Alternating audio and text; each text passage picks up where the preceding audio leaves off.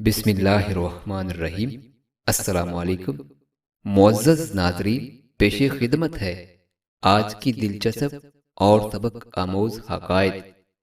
کیسر روم نے حالات کا جائزہ لینے کے لیے اپنا ایک آدمی مدینے میں بھیجا۔ وہاں پہنچ کر وہ کسی سے پوچھنے لگا، آپ کے شہنشاہ معظم کا محل کہاں ہے؟ کہا، ہم لوگ شہنشاہ، محل اور معظم جیسے الفاظ سے بالکل ناآشنا ہے، آپ یہ بتائیں کہ ملنا کس سے ہے؟ کہا، مسلمانوں کے بادشاہ سے۔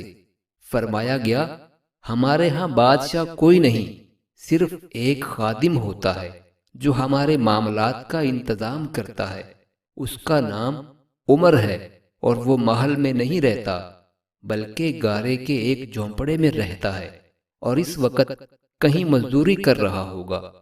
رومی یہ سن کر بڑا حیران ہوا اور آپ کی تلاش میں چل پڑا۔ ذرا آگے جا کر دیکھا کہ عمر رضی اللہ تعالیٰ عنہ سر کے نیچے درہ رکھ کر مٹی پہ سوئے ہوئے ہیں۔